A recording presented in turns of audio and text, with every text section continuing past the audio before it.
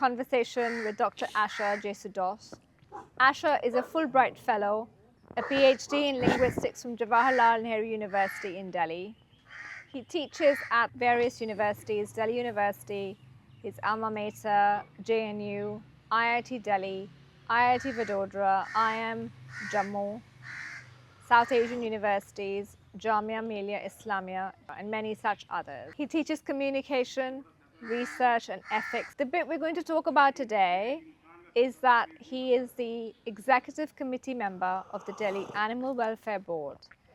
The Animal Welfare Board, for those of you who may not know, their primary function is to ensure the rules and laws of the government implemented across India to do with animal rights and animal welfare. Asha not just cares for, but actually lives with 50 plus animals on the outskirts of Delhi. These include not just dogs, but cows and goats. So it's been quite refreshing to spend a Delhi afternoon in the winter sun amongst these lovely animals. Each of whom has a personality, each of whom who has a name, and they're ever so affectionate. At this point, I would like to draw in my guest, Dr. Asha Jesudoss. Welcome, Asha. Thank you. Thanks for this opportunity and for this lovely afternoon. Yeah. Thank you for letting us encroach your space.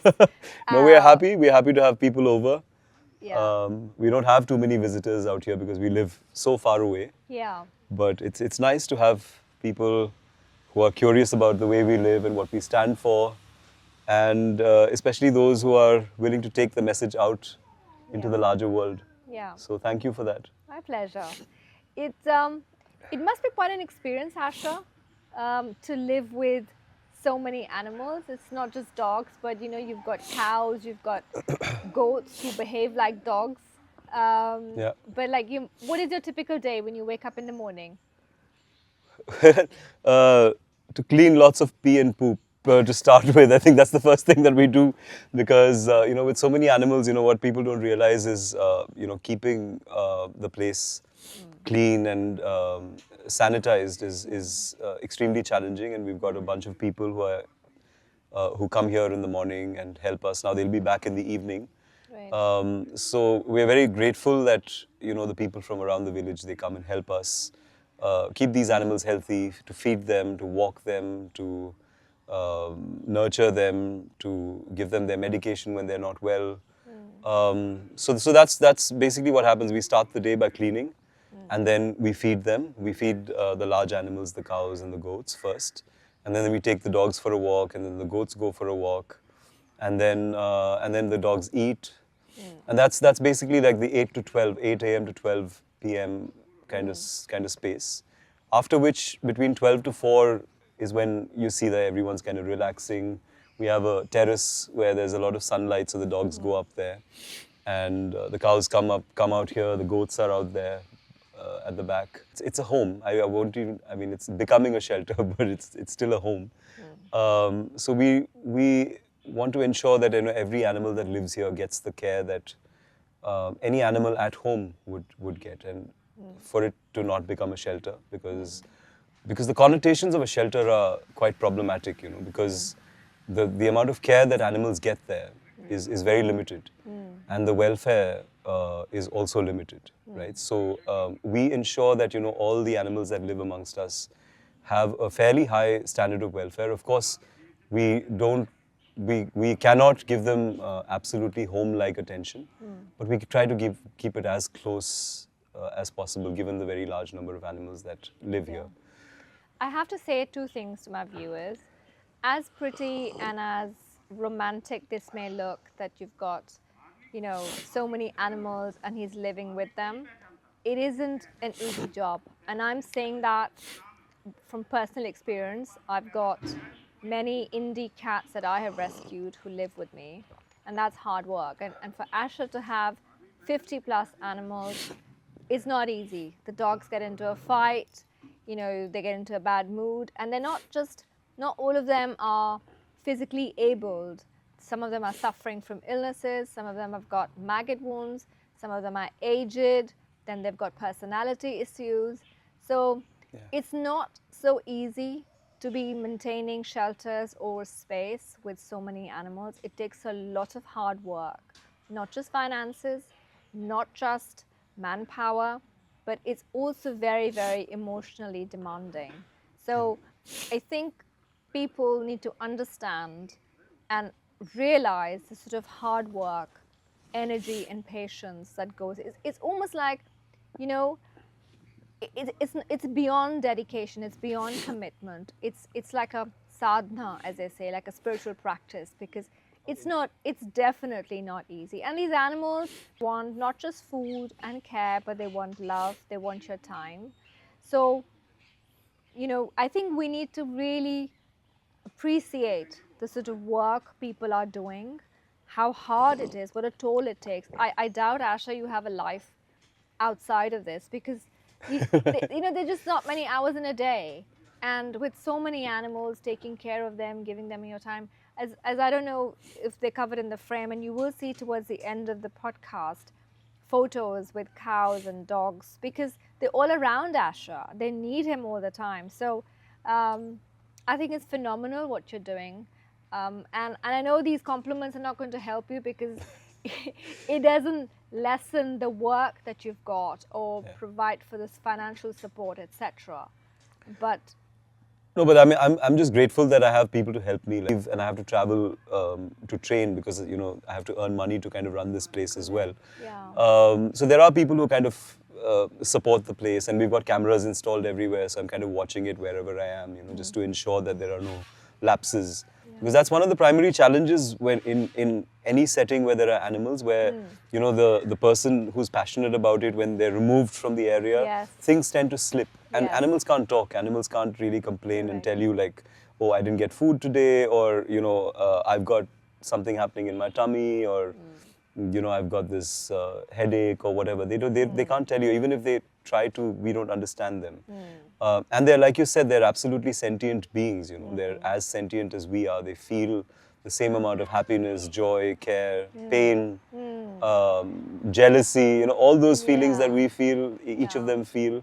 And we kind of understand that about dogs and cats, but Yeah. you know, having lived with goats and cows, I mean, I can tell you that, you know, they're not 1 cent less than A dog a dog or a yeah, cat. You know, I yeah. mean, in fact, in some ways, they're just so much more intelligent, so much more loving and Yeah. caring. I do find that people differentiate a lot. You know, for them, their pet dogs, and now a lot of cats in Delhi, Right. they're very close to them and they feel very closely, you know, and passionately about them. But I think, as you say, rightly say, all animals are the same. They feel the same, you know, and we shouldn't really treat them as lesser beings. Right. What is your view on the farmed animal situation in India in general?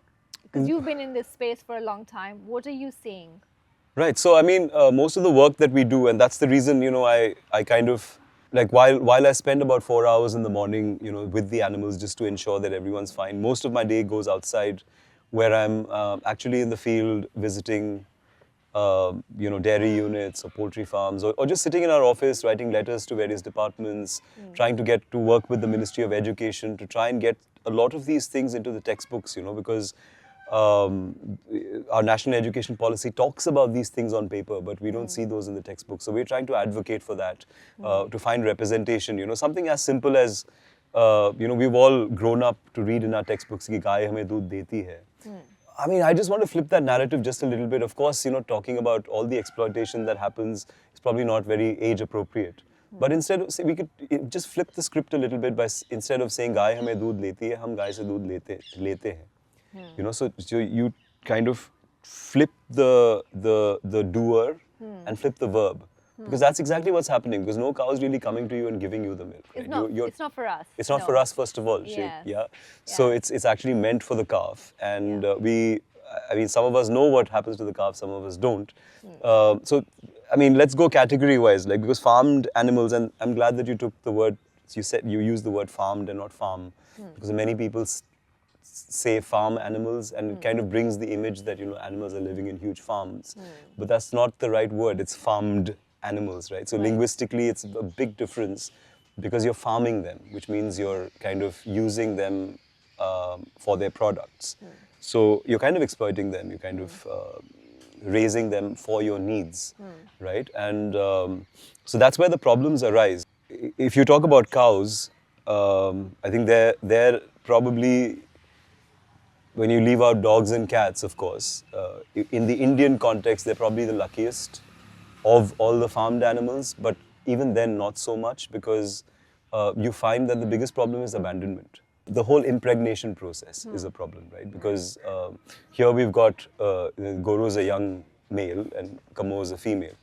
And but this kind of a relationship is not experienced by most cows, like in India, because the male calves are separated from the mothers when they're very young and they're kind of abandoned on the street. So in fact, Guru just found us. He was abandoned by someone in the village, opened the gate and he just walked in and he never left. So there's a lot of abandonment of male calves, and you don't see bulls in any dairy unit or even in gaushalas generally. Mostly see cows these days and very few males. Sent off to the butchers probably.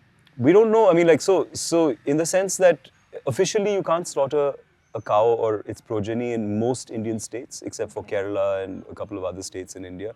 Right. But then, there's a lot of videos that we get to see where, they're smuggling them in tankers and throwing them over the borders in across Bangladesh. So what generally happens is there's an illegal smuggling network that transports them to Kerala, Goa, and, to the west in towards Pakistan, to the east across the Bangladesh border towards Nepal. So there's a lot of illegal smuggling routes, and that's probably what ends up happening, because a lot of them are sent to gaushalas. But then when you go to these gaushalas, the situation there is extremely horrible as well, right? Because there's extreme crowding and not enough food, and animals are infected and the infections kind of spread. And that's pretty much what happens in a shelter-like situation, right? And I'd just like to digress a little bit here and talk about this whole issue of dogs and how shelters and why shelters are problematic, because it's not just for dogs, but the moment you put animals in shelters, it becomes a hotbed for all kinds of diseases, ailments and problems and overcrowding. So that's basically what happens to cows, right? So the impregnation is a problem, the male calves are separated, which is a problem, and then of course they're illegally smuggled and kind of slaughtered at the end of the day. The cows themselves, when they're pregnant, they're just kind of let out. This is called temporary abandonment. Right. So they kind of just, you find them all over the street eating plastic bags, and most cows will have like tons of plastic inside their stomach. So it just takes away from the stomach space, right? So even if they eat food, they don't have enough space to eat enough. So they're kind of starving, even with the stomach full, because half of it is full of plastic. So that's what happens to cows. It's interesting because you said that they're luckier than the other animals. Yes, because at least whatever is happening very clandestinely and not in the open. So that's to me that says two things. One, when you're saying they're luckier, I dread to think that, the fate of the other animals. That's one. And second, if this is lucky, what do you have to say to the dairy industry, which is world over recorded as the cruelest industry ever? So, in other countries, cows are not protected. So, cows face the same fate as what buffaloes face in India. In fact, about 70 to 80% of all milk and dairy products that come to the market in India are are from buffaloes. Because it's far more profitable to own a buffalo, because what happens is buffaloes are not protected. So today I can buy a buffalo from, there are breeding grounds in Haryana. There are entire villages that just breed buffaloes. And then they send them to Delhi. And so they send them to Delhi, and the dairy owners kind of impregnate them and kind of use them as milk producers for about 4 or 5 years, after which their milk production kind of decreases. And all this time, the male calves keep getting separated. And with buffaloes, it doesn't even matter, because they're not protected, so there's no Gaurakshak who's going to come after you if you mistreat them. They just tie them up, away from the mothers. They don't even give them the first colostrum, right? The first thing, the yellowish thick liquid, because that's what builds their immunity. They don't even give them that, because they sell that for a higher price. So without that, the immunity is completely diminished, and they just die of starvation and of various diseases And they're just, if you go to any of the dairy colonies in Delhi, you just find like buffalo calves just lying dead, like left, right, and center. And the municipal corporation comes and picks it up like once a week. What does the law say for that? So the law is very interesting. There are actually regulations say that every dairy colony or dairy unit, anyone who's got more than 5 cows or buffaloes has to get 4 permits. One is a clearance from the Central Pollution Control Board, which is a consent to establish and operate, because the dairy industry is a highly polluting industry. So they need a clearance from the Central Pollution Control Board, and then because milk is a highly perishable product, and also a lot of contaminants can be found in it and health issues can be created, they need a food safety clearance as well. Besides that, they need the municipal corporation's license, and then there's a cattle premises rules which is enforced by the Animal Husbandry Department, which needs to ensure that the animals get enough space and enough welfare, enough bedding to lie on, and they're not overcrowded. So basically the welfare of animals, there are certain rules that are established. Clearly, all of those are flouted. There is no single dairy unit in this entire country which, in my opinion, has all 4, or very few have even 1. So basically there's a lack of enforcement. And that's what we're fighting for. Like in the Delhi court, in the Delhi High Court, we've got a petition which says, okay, why don't you enforce the laws that exist? Because when you say they, is that your organization or is it the Animal Welfare Board? No, so not the Animal Welfare Board. This is, we work closely with People for Animals Public Policy Foundation, Ms. Gauri Molaki, and so our co-petitioners, we got 3 co-petitioners. There's Sunaina Sibbal, there's Akshita Kukreja, and there's me. So in fact, about 5 years ago, I joined this program called the Ahimsa Fellowship, which kind of teaches young and not so young people like me about all the rules and regulations that exist for animals in this country, how you can effectively advocate for them, how you can make systemic changes, right? Because everyone does, something or the other, when you're compassionate. But how can you maximize that effect, right? How can you build systems that then start working for animals, right? Because there are regulations in this country, but they're not enforced. Just like the animal birth control rules, for dogs. Dogs are supposed to be sterilized, vaccinated, and returned, but the municipal corporations just don't do it. And then, you penalize dogs for it because, we don't want to take responsibility for our neglect. So those are the laws. Like any dairy unit needs to have these 4 licenses, and if they had these licenses, animals would have a much better life, but they don't. And what happens is, because they separate these calves from them, the mother doesn't. So the buffalo is a very stubborn animal, right? So it refuses to release milk. Okay. So if it doesn't spot its child, right? So what they do is they take these injections of oxytocin. And oxytocin is something that's given to humans in prescribed quantities when women are struggling with childbirth, because it induces labor pains essentially, right? It induces labor by initiating that pain. And it creates that movement that then lets you pass the child, right? But the same thing in unregulated, so there's not veterinarian or anyone, just random people just reusing syringes.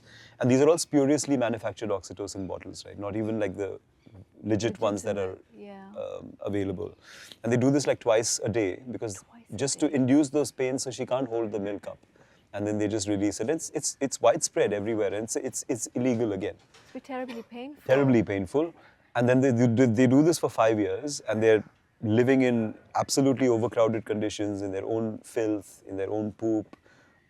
Sometimes their horns get entangled with each other, and they kind of break their horns and they get infected. Sometimes we've seen buffaloes that have lain on their own tails, and their tails have gotten kind of gangrenous, So all those cruel conditions, and about 5 years later, their milk production goes down, and they're just sent to UP and various places where there are these slaughterhouses, and that's how India is the largest exporter of buffalo meat in the world.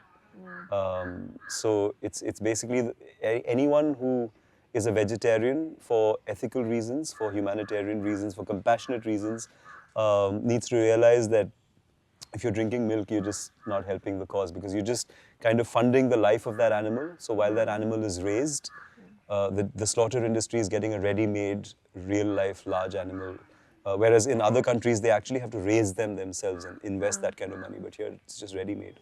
And every person in the process is benefiting from it, right? So there's a breeding center, there's a milking center, and there's a slaughter center. And then So there's leather after that. and there's leather, Is it calf only- leather as well. Yeah. Like the buffaloes that die, they're sent off, sold for calf leather. Now coming to, I mean, and then there's of course pigs are put in gestation crates. With hens, there are, there are two kinds of hens. Just their existence is problematic, which is, in the wild, you have something called the jungle fowl, which is where the domestic chicken came from. They lay about 26 eggs or 30 eggs in a year. Now, they were trait selected over time, and today the layer hens that you find in the market, they lay about 300 plus eggs in a year, and each egg is an ovulation cycle. So the hen is pretty much ovulating each hen is ovulating every day, and each day there's that much calcium coming out of its body. And by the time they're 2 years old, they don't have enough calcium in their body. Their bones turn brittle, and their legs, I mean, they kind of just collapse because their legs start breaking, their bones start breaking. So that's when they practice something called end-of-life culling. So they just it's called depopulation. So they just remove all the hens and they either bury them alive or they kind of drown them in foam. And there are just these cruel practices. In India? Yeah, in India, yeah, absolutely. So a hen that lays eggs industrially is just about, its lifespan is much longer. But after 2 years, they're all culled. And the broiler chicken, which people eat for meat, that's been trait selected to grow so big. An adult hen kind of grows about that big in about a year. Right? But these hens kind of become that big in about 45 days. Genetics, trait selection. Okay. Antibiotics is another issue. Right. Because in the feed. Yeah, in the feed and everything, because here if an animal falls ill, a veterinarian comes in, tests that animal and says, okay, itna antibiotic dena inko.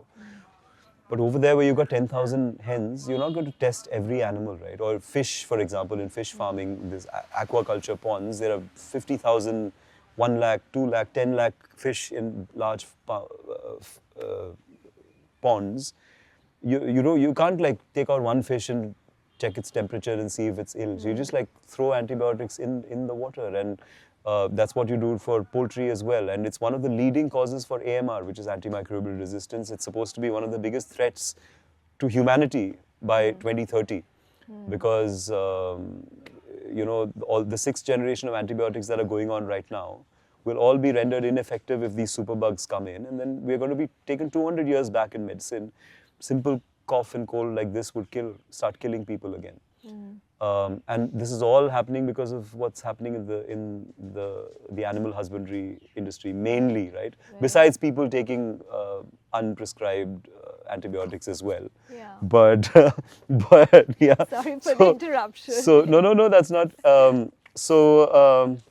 Come on, bus. So, Guru, chalo. Okay, so that's one of the biggest problems, and but before that, yeah. So, but this is when I'm talking about broiler hens, they're actually trait selected. So just by birth, they're just programmed to grow that big. So by the time they're about 45 days old, they're as big as a normal hen would be when they're fully grown. And how you can tell is by their crowns, because the crown kind of grows with age. So a fully grown adult rooster would have a crown that big. But most of these, if you just go to any poultry shop, you see all those birds over there. They've got these tiny crowns, which shows that they're babies. Right? So they're absolute babies, just grown 45 days old. And ready to be killed. And butchered. Yeah, they just butchered at 45 days. And even in the egg industry, at the hatcheries, all the male chicks are just ground to death on day 1. So you're eating those eggs, which means that the mother is exploited for 2 years and then killed at the end of the day. And all the male chicks that were hatched were killed the day they were born. So they saw life for 1 day and they just put into grinders and killed. Oh my God. So that's the reality. I mean, is that they're being crushed? Yeah, and that's the reality. So is that the life that we want to support? I mean, is that what we've come here for? Yeah. Is the question. It's not about religion or culture or whatever. It's about basic humanity. Yeah, basic humanity. ethics, basic science, rationality. if not for the animals, Asha, even from a purely selfish perspective, do it for yourself because you're ingesting everything Absolutely. that you're feeding that cow or that Yeah, yeah. chicken. The antibiotics are absolutely coming into you. Yeah, you're eating that, which will explain all these various diseases and disorders Absolutely. one had never heard of. You know, I mean, we're not even sparing the crops, to be honest. There's mutation happening there, but Yeah. that's a separate topic. But we're just, and I've heard things like, oh, this is a broiler chicken. That means it's not real. It's made in a factory. It's not made in a factory. I mean, It's basically, so they're hatched in a factory in Yeah. these huge incubation centers, which are basically owned by the way they patented. So it's not even like, poor farmers are gaining from it. They're just rich, very rich corporations that are gaining from it because they have the patent for the day-old chicks. So no one else, they have, like people have to buy the day-old chicks from them if they want these high-producing varieties, right? And they just kill the male chicks, and they're as, I mean, what is this thing about they're not real? They're as I sentient, know, they feel, exactly. and just That's a life. by birth they're Frankensteins, right? I mean, this science experiment that we've conducted that's gone horribly wrong. And then I hear people. and even if you save them, I'm sorry, Yeah. even if you save them, when they grow up, their skeletal systems and their cardiovascular systems cannot cope with the rapid growth. So either their bones break, and that's why you see so many of them kind of lying with their legs kind of, because they can't hold their weight, or they have a heart attack because their hearts can't pump enough blood for that bigger body, because it's supposed to be this much at that age. Yeah. Well, yeah, and you're feeding them hormones. What do you expect? You know, and I've heard these funny, things people say, and it's ironic, or I don't know whether you're, how insensitive or thoughtless and ignorant can you be when you say, oh, I don't eat chickens, I don't eat goat, but I eat fish. Right. Because fish is not being butchered. Oh, of course, they're absolutely being butchered. They're as sentient. They feel, there's so much research that's emerging that shows that they feel as much pain as any other animal. In fact, the moment they're Take it out of taken out of water. water, it's like suffocating you. Like if you put your Exactly. head inside water and keep you Yeah. there, that's exactly what they're feeling. People are struggling with the Delhi pollution, which Yeah. is minuscule Yeah. compared to what a fish might and be it's going through. and it's if you go to most of the fish that we get are not even coming from the oceans today in India or the rivers. They're actually coming from small ponds. And over there are regulations that, there's so much dissolved oxygen that needs to be there, which can only be there enough for a certain number of fish. So like density of those fish and, the basic welfare movement. I've seen ponds where once the fish have grown full size, they just have enough room to kind of lie on top of each other, just flapping, waiting for them to get picked up. And there's not enough oxygen there in dissolved oxygen, and they're just, if they fall ill, just like antibiotics are sprinkled in there. So all of those antibiotics are going into, you're eating them. Yes. And it's, in fact, in some places, there's all the ponds, where does the water come from? From sewage treatment plants. My God. So all the sewage water is going into the fish. The So fish all are the eating them, chemicals and- growing on human poop, and then you're eating those fish, and it's crazy. I mean, And it's you're saying you're getting your nutritional value. nutritional by value eating from meat. by eating your own poop. Yeah. Yeah. So My God. that's practically what's happening. Yeah. So there's a fair amount of education that needs to go. We need to, I mean, see, my point is that kids need to know about this, right? When we were growing up, there wasn't enough information available. I think children are highly compassionate, and any child, if you give them an apple and a rabbit, I'd be surprised if a child, plays with the apple and eats the rabbit, right? I mean, Yes. most children would play with the rabbit and eat the apple. So it kind of shows our preferences as children, but then the societal conditioning is such that it makes us carnivorous without questioning the need for it. My point is, if you need that to survive, then sure, like that could be an excuse. But in today's world, with the kind of technology that's available, with the kind of plant-based protein isolates that we're able to manufacture, the science says that we don't need milk for calcium, for example. In fact, the science shows that milk actually takes away more calcium from your body because it makes your stomach acidic, and in order to neutralize that acid, your body draws more calcium from your body than actually what the milk supplies. And plus, palak and your chia seeds and til and drumsticks, they have way more calcium than milk. So that's a myth that, the dairy Yeah, a lot industry of is people are creating. turning lactose intolerant. Yeah. you know, at They- a I much mean, yeah, older age. yeah. So it goes to say it's not. It's not natural. It's Yeah. absolutely the most unnatural thing. We don't need milk at all. And there's so much alternative available today that we don't need these products. Yeah. So yeah, that's about the farmed animals in a nutshell. What do you make of animals that are being used for transport, entertainment, zoos, tourism? What do you make of that? I mean, you've got the elephants all dressed up in Yeah. South India.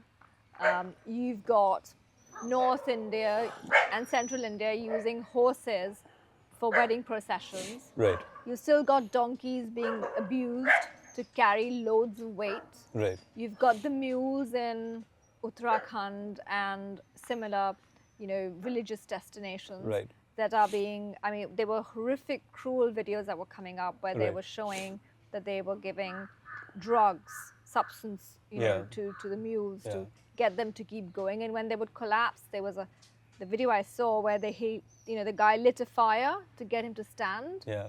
So, what do you make of that, Asher? I think so.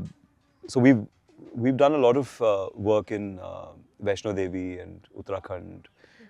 There are lots of in fact in Uttarakhand, Ms. Gauri Molekhi is you know the petitioner, and there's an SPCA that you know People for Animals is running over there, and they're taking some care to ensure that you know the laws are enforced to a certain degree, but the problem again comes to consumption. Like the people don't realize how much power they have in them, right? So, for example, like the dairy industry thrives because people want to drink milk and have milk products.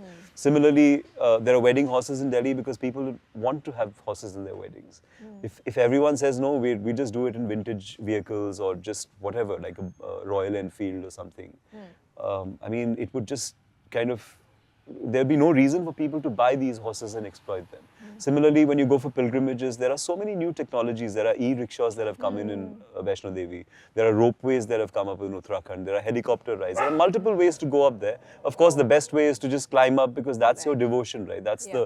the whole process. I mean, the whole purpose of going up there is to show that you're devoted enough to go to God, right? To make the effort. So I mean, do that. Or if you're too old, you know, Then don't go. Then either don't go, or you know, take a helicopter, take a ropeway, or take an e-rickshaw.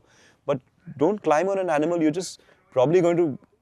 I mean, if there is a God who's watching, and if you know, all of this leads to something, it's definitely going to lead to probably more misery for you because you've exploited, going to you've tortured, backfire, you're on the back of absolutely. an animal, and there's, you know, so what we've done so much research on what happens to these animals. Like so many of them fall, break their legs, and when you lift up their saddles, their backs are full of sores. You know, you see those decorations around their ankles. It's usually to hide an injury or a swelling, and they're still made to work, right?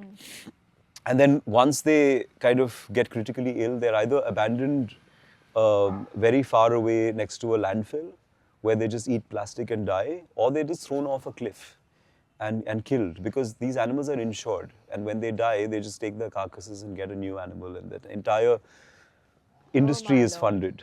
Right. So you know, there's just a lot of industrial cruelty that exists in any animal situation. So the moment an animal is commercially used, whether it's a dog breeding institution or a pet shop or you know any working animal that's used for pilgrimage or tourism or weddings or whatever, or elephants that are used for whatever purpose, it never can truly be cruelty free because profit becomes the motive. When profit becomes the motive, welfare takes a backseat.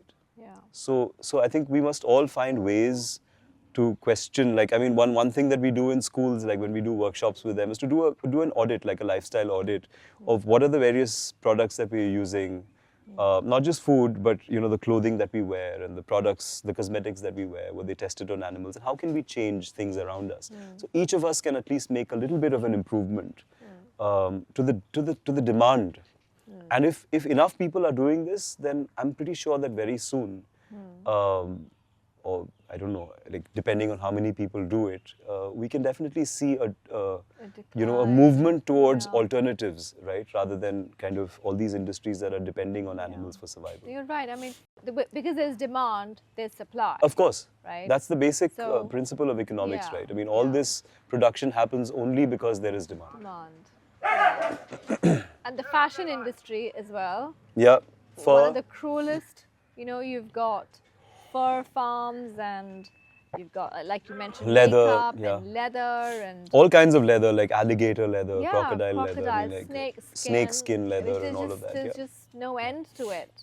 And they actually, I remember there was a ban on snake skin and, but I think it's still. So it doesn't happen in India so much, I believe. Yes. But in the West, at it's least in pretty cosmetics, open. at least cosmetics have been banned. Like animal testing on cosmetics have been banned. For medicine, I think for research and medicine purposes, it's still on. But there are regulations again, which we're not sure how much they're enforced. You mentioned about children, NCERT, etc. Are you considering like maybe having a module on compassion, empathy, sensitizing children? We're happy to work with whatever the departments want us to. Right. So we're working with various state governments. We're working with the Delhi Directorate of Education, where we did wall art on their library walls. So they've started these CM Shri schools, the premium schools, the government-run schools. Right. And we've painted about 40 of their library walls with messages of compassion, very beautifully done. And then now we're doing the same in Gujarat in some schools. Besides that, we've worked with the CIET, which is the Central Institute of Education Technology. So, for example, there was this chapter on kites in the Purvi class 6 English textbook that talks about kite flying and how it used to be a tradition and all the various regions and how we celebrate it. Also internationally, how kites are flown in countries like Japan and other places, but not a single mention of the number of deaths the birds face. So we put that into the digital curriculum. Right. So that is something that became an audiovisual lesson, and so that became that is something that now kids get to watch. So when they scan that QR code on that chapter, they go to that website, ePathshala, and then they get to see that kites end up hurting birds as well. So at least they have that information. So my point is that you got to give them that information. Correct. And then let them choose what they want to do with that information. But Correct. information needs to be made available. Yes. Yes. And again, it all boils down to sentience and being a linguist, right? Understanding what language is. Every animal has its language, right? It's just that we don't understand. And that's the only difference. If you really look at what a human being is and what an animal is, the only difference really from a sentience perspective is that they cannot speak in a language that we understand. And we cannot use that as a reason to do whatever we want with them, right? Yes. I mean, so if they cannot, then someone has to, who understands what they're going through. Get that information available to people and let them do what they want. We're not telling people, oh, don't do this, don't do that, don't eat eggs, don't eat meat. But this is what it involves, right? Correct. Look at your plate. This is Yeah. what it involves if you're eating a piece of chicken, and this is what it involves if you're eating an egg. This is what it involves if you just switch that with tofu or something that comes from plants. And this whole argument about but plants feel pain. Okay, fine. Even if we give you that, like plants don't have. They're not sentient, they don't have the nervous system, they don't have the hardware to feel pain. But even, let's give you that. Even then, eating the plant directly kills fewer plants than feeding those plants to animals, because, the whole, process of digestion and excretion kind of, because they have to keep themselves warm, the actual mass that the animal puts on is much less compared to the amount of plants that they eat. And when we eat the animal, we're getting a minuscule percentage of what we would have gotten if we'd eaten the plants directly. And the science shows us that so the largest reason for deforestation today is agriculture. I was going to talk about And that. Yeah, and 70% of all the land that's being used today across the globe is being used for animal agriculture. And the studies show that if the whole world today switched to a plant-based diet, you would be able to return 30% of currently agriculturalized land back to the forests.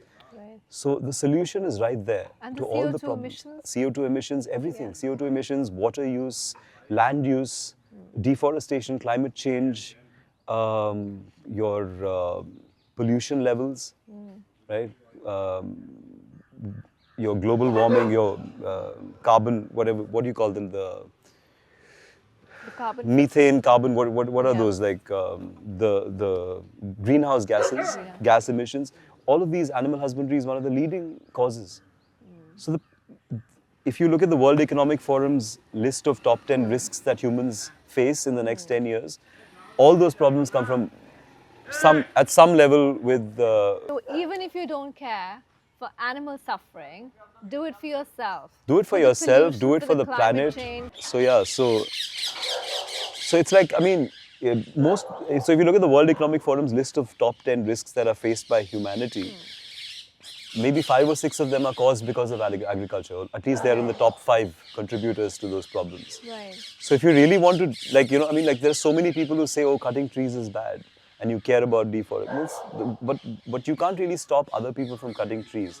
But what you really can do Is educate. is at least through your own choices, Yes. choose things that are causing less deforestation, right? I mean, those are like things within your control.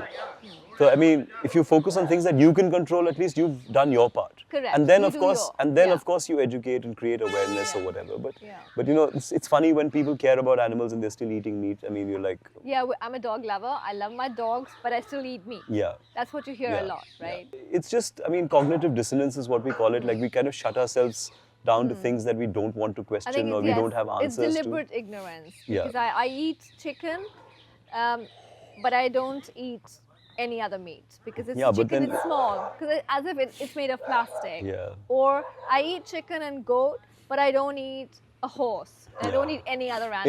In fact, the studies show that the larger the animal is, the better. I mean, it makes more sense to kill that animal because then it feeds so many more people.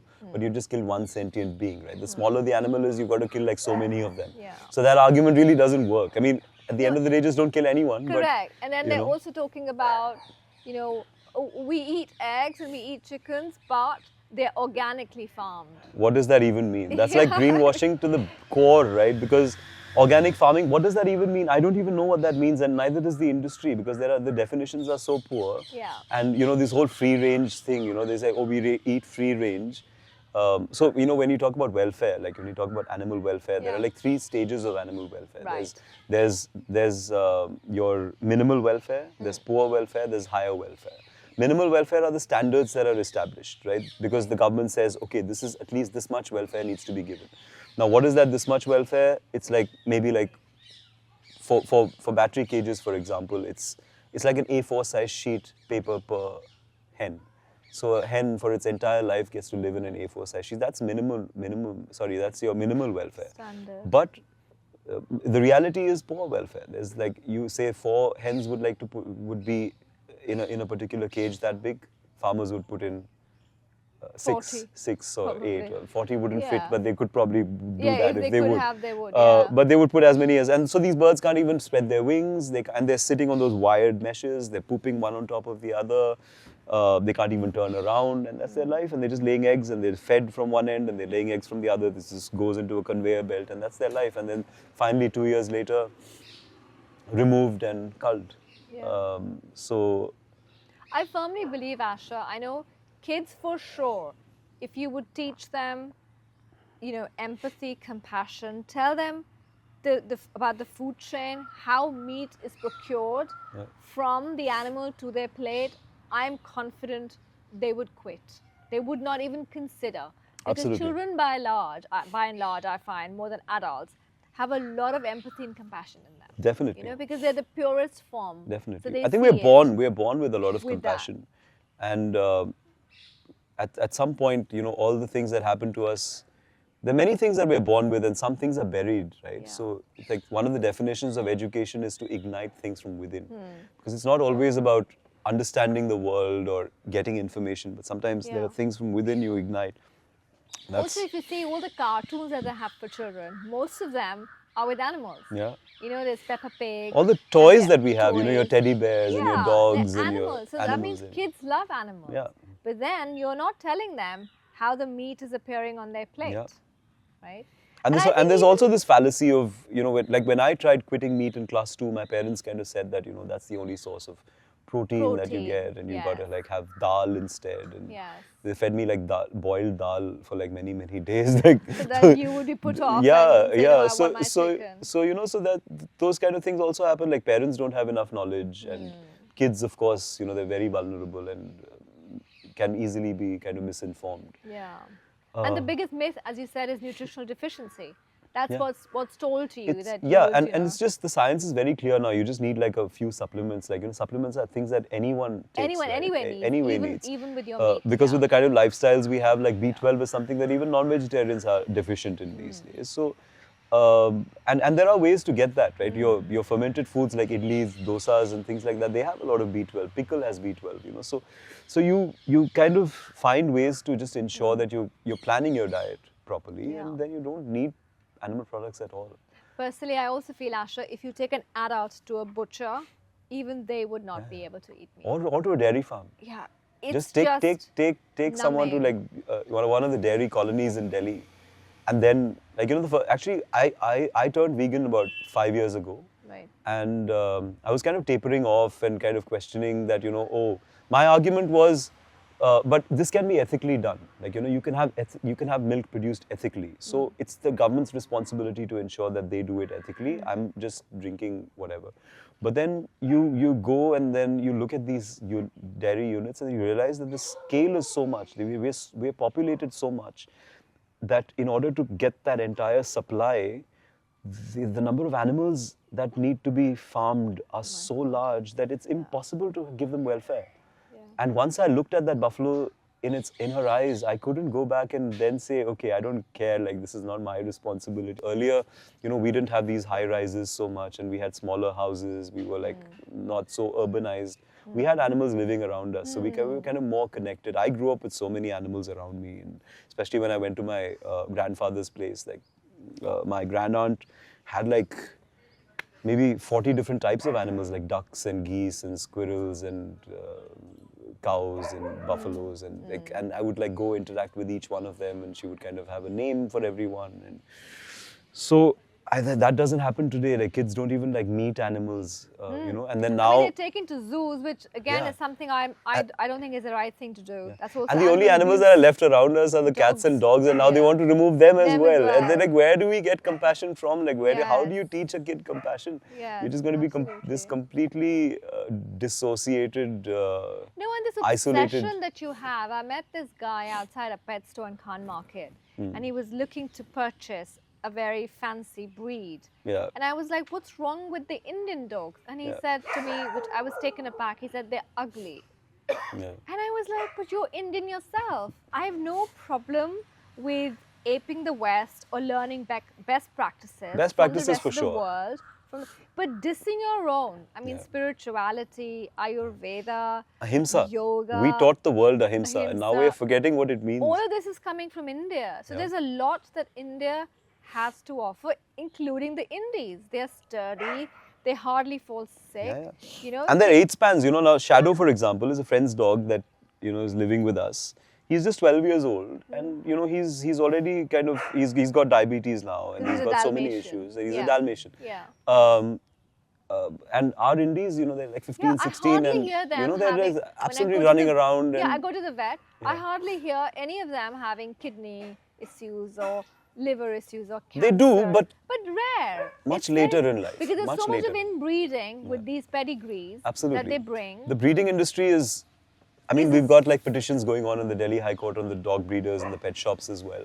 There's a huge nexus of breeders and pet shops, and the way they treat, I mean, like the conditions in which these dogs are kept, the puppies are abandoned, you know, unsold puppies are killed off, put in boiling water. Oh my God. You know, or abandoned, you know, and then the regulations are so tight, you know, they're supposed to kind of check who's buying these animals. Hey, Badmash, Brownie. So they have to check the capability of a person, right? You know, if you're buying a pit bull, for example, do you have the space to kind of keep that animal and exercise it? If you're buying a German Shepherd, for example, is there enough space? Do you have enough experience? And you're supposed to microchip that animal, track the animal for at least 8 years. None of this happens. No. They just come in scooties and they kind of just give you the puppy, take the cash, and it's like, okay, now do whatever you want. And there was this And- whole trend happening where they were getting these German Shepherds. Then it moved on to the Saint Bernards, Yeah, then the yeah. Huskies, Like, and yeah. then there was that Great Dane, which Then was the a kind of a Vodafone ad, that donkey. orange ad came out, right? The- And all then the and pugs. then the pugs came. And the Yeah. pugs are like the worst. They're like I mean, so breathing issues. yeah, they've got like right? severe breathing issues because of the severe breeding that's happened. They sound like diesel engines, like they just that's how what a pug sounds. So its existence is cruel. So you're making them suffer. Yeah, and that's You're- exactly what happens to a broiler chicken, for example. It's like 10 times a pug or 100 times a pug. That's how much they've been bred. Their birth is cruelty. They shouldn't even be born.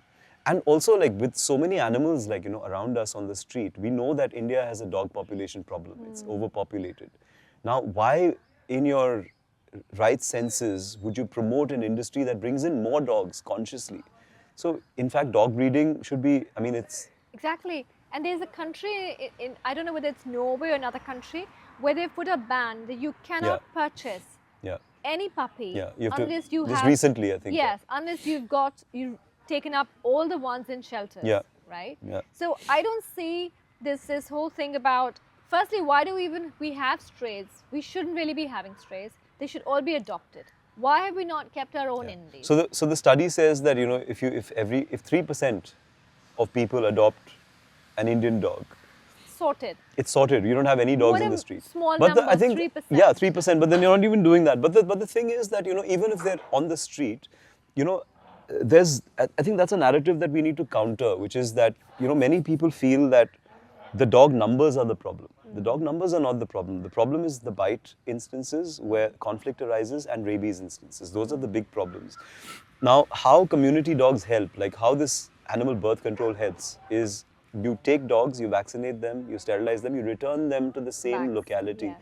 So these dogs then are used to the people that they live around, and they become stable populations. They're like a bio buffer for us. Right. So what really happens is, like, how we need to understand how rabies spreads. Rabies spreads because of an infected animal biting another animal. Right. So this animal can be a dog, it can be a wild animal, it can be a rat, it could be any animal, right? And what happens is, when you have vaccinated dogs living around you, they just stop rabies right there, because when they get bitten, they're already vaccinated, they chase out that rabid animal, and that's the end of it. But you remove these dogs, those animals are still going to come in, because you don't have your peripheral protection, right? Delhi's not got like stone walls built around it. So new dogs will come in, and then they're going to find their way wherever there's food, because you dispose of your waste everywhere. And those dogs are going to come in, not going to know you, they're not going to be sterilized. And two of those dogs will come, they'll start fighting with each other for territory, and then bite instances are going to go up. Yeah. And if you remove all dogs, cat populations will increase. Cats can cause rabies as well. If you remove all cats, then rat populations will increase. They will bring new diseases. You know, there have been instances in the past where, you know, they've caused plague in Surat earlier in the 1900s or 1800s, I'm not sure. 1600s, the Black Death happened in London, because when the plague happened, someone said that this is happening because of the dogs and cats, so they killed off all the dogs and cats. And then the rats had a free run, you know, so they just There's a whole ecosystem, 60%, even within nature, which we need So to you're- respect. So I feel like it's a right to life that is being questioned over here, that, you know, our right to a rabies-free world. I mean, if you look at the numbers, they tried culling, they tried relocating, they've tried everything in the past, right from the British. They never could bring down the dog population or bite numbers or rabies numbers until 2001, when the Sterilization. ABC program was Yeah. established. Since then, rabies numbers have gone down by 70%.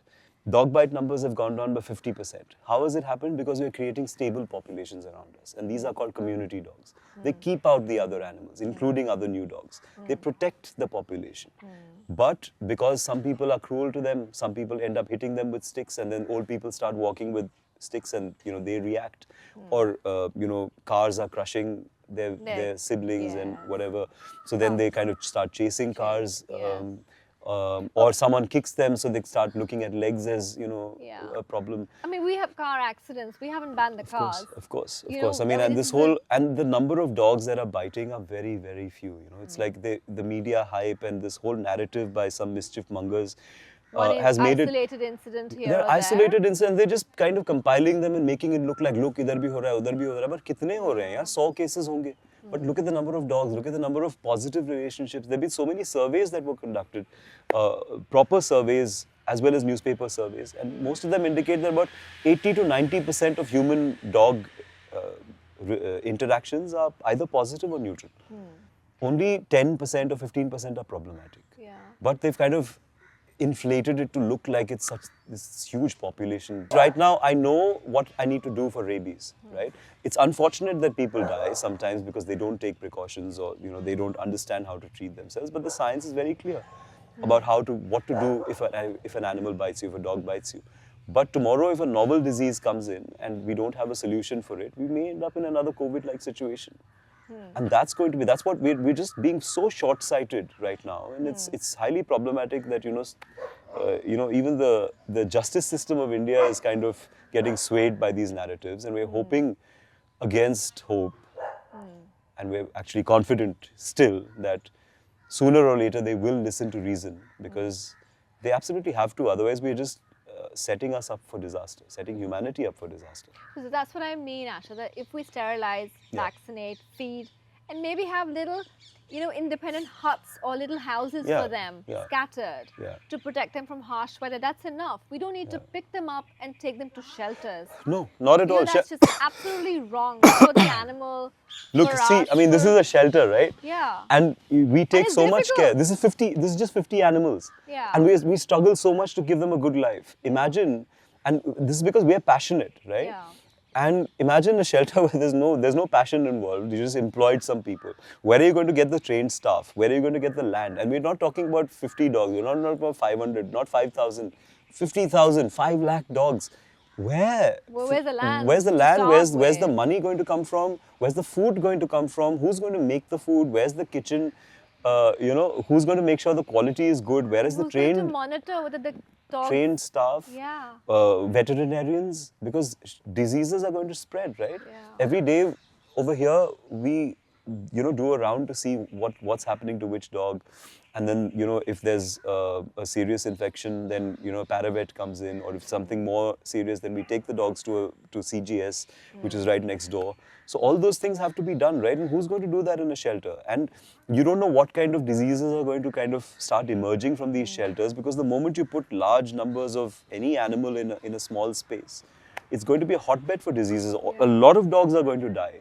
So it's might as well just kind of just kill them where they are. No, why make them torture them in a shelter and then make them die after a few months? So definitely animals are going to die. It's going to give rise to new diseases. It's going to be a public health nightmare. We don't know where the land is going to come from. I mean, it's just highly impractical. It's just, that's our biggest hope today, that, you know, this order is so impractical that sooner or later they're going to realize that they can't do this. Yeah. But at the cost of how many lives is the Correct. question, right? And those lives are not hurting anyone. They're happily coexisting with the humans. Yeah, they're absolutely. sterilized, they're on the road, they're being fed. Yeah. They're part And of most of the them are just like planet. nuisance-free dogs, right? They just don't Yeah. harm anyone. So, we're still hopeful that, you know, on the 7th, when the next hearing comes in, we'd have a better decision, a more rational, a more scientific decision. You know, we're not sure like what information has been passed on to them. So we're hopeful that once they do listen to us, you know, they're made aware of the existing laws and the science behind it, the reasoning behind it, the public health issues that will arise because of this order. They will listen to reason. Sure. I'm pretty sure they will. Yeah, I'm confident. As we wrap up, I want to talk about two things. One, animal rights versus welfare. Right. And second, what would you like to see, or how would you like to see this going forward for animals, the betterment of animals? So animal welfare, I've already told you about. Yes. There are 3 types of welfare. So there's There's minimal welfare, which is the prescribed laws. There's poor welfare, which is the reality all around. And there's higher welfare, which is things like cage-free eggs, for example, or free-range eggs, or pasture-fed meat or whatever, right? So on paper, it makes you think that, oh, those animals lived really good lives and they're freely running around in farms. But the definition of free range is just a larger space available. So they're not in cages, but they're still crowded. But maybe not, instead of 100 birds, maybe 80 birds in that space. So a little more space per bird. Uh, but cage-free doesn't mean cruelty-free. Because at the end of life, at the end of those 20 years, that bird is still going to die of, like, break its legs because of osteoporosis, stop laying eggs, and they'll still be culled. The male chicks are still getting killed. So, you know, welfare, whether it's poor or minimal or high, it still doesn't mean cruelty-free, right? That's something that we need to understand. If you cannot give it up still, despite understanding all of this, then maybe go for higher welfare products. Maybe that still at least ensures that for the miserable lives that they live, at least they're living slightly less miserable lives. But animal rights pretty much says that animals have an entity of their own, that they have their the meaning of existence irrespective, like it's not relative to us. They've not been made for us. Because that's the belief that we have, like not so much for dogs and cats, but for farmed animals, कि वो तो खाने के लिए बने हैं. वो नहीं क्यों, किसने बोला खाने के लिए? वैसे तो कुत्ते भी खाने के लिए बने हैं कुछ देशों में, अपने देशों में कई जगहों पे, you know, cats and dogs are eaten. So those people think in the same way. So culturally, it's just a way to you know, question your beliefs, your culture, and see sense in reason, right?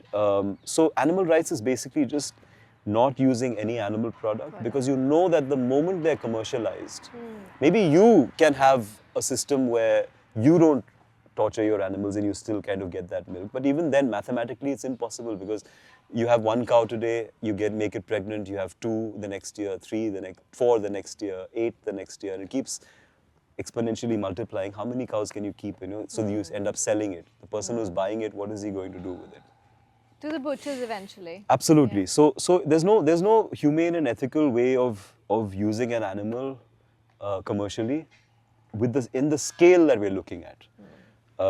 So that's what people need to see. And as long as there's an alternative available that's cruelty free or less cruel, which doesn't involve the exploitation of animals, and because they're sentient beings, they feel pain, we should just stay away from animal products in what we eat, in what we wear, in what we use as products, in any form. That's basically what animal rights talks about, that animals have their right to exist, to coexist with us on the planet, and we should just do as little harm as possible. How would you like to see this go forward? I would just like to see all this information in the textbooks, in the digital curriculum, in the teacher training material. And that's what, I mean, I'm aiming 20 years ahead, so that, 20 years from now, when people have conversations, they have more educated conversations about what animals are worth, what they go through, what they feel, and how we should treat them. Because today it's a struggle to reach out to people. Once people grow up, it becomes very difficult to change their mindsets. So I want kind of this information to be available to children, so that when they grow up to be more compassionate. Right. I mean, I'm looking at the 3 fundamental duties, which is 51A, G, H, and I. G talks about compassion for all life. H talks about rational thinking, scientific temper, and I talks about abjuring violence. So when you talk about violence, it's not just violence towards property and humans, but towards all life forms. Rational thinking will take you away from all these practices. Just last week, about 10 days ago, I was in Guwahati. I'd gone there for a wedding. I'd reached a little early, so I said, let's go to Kamakhya temple and see what all this stuff is about. So I went there and saw 2 buffaloes being beheaded, 6 goats being beheaded, a whole bunch of pigeons, quails, ducks, geese. And every time they would do that, they would take the blood and then they would apply the tika on the people who brought these animals, because they feel like... And there was a newlywed couple that had come there and sacrificed a buffalo, and they gave a tika to both of them, because apparently that would give them a blessed married life. So in the 21st century, if we're living with superstitions like these, then I think our education system has kind of failed us at some point. And that's what I want to change, you know. And it's not just one religion or the other. You see Animal sacrifice, animal of course. sacrifice happening in, multiple religions. So it's not about whether it happens on Ram Navami or Eid, you know, or at Durga Puja or whatever, right? I mean, it's just about questioning why do we need to do this, and it's not about वो करते हैं तो उनको क्यों नहीं बोलते हैं. हम अपना देख लो ना पहले, आप क्यों कर रहे हो? And if everyone thinks that way and takes that ownership, I feel like the sense of responsibility has gone missing in this generation. Like we don't take responsibility for our actions, for the decisions that we make, and there's general apathy that's growing. And I just want people to kind of not go in that direction and care more about not just their immediate family members and about themselves, but kind of break away from that mold and just kind of look at the whole truth of Vasudhaiv Kutumbakam, which basically means that, you know, everything that belongs to this earth is mine and we're one big family. And if we start looking at the world as that, as everything that's alive, that's being a part of you and your family, and that you're just here for you're passing through. So do the least amount of harm while you're here.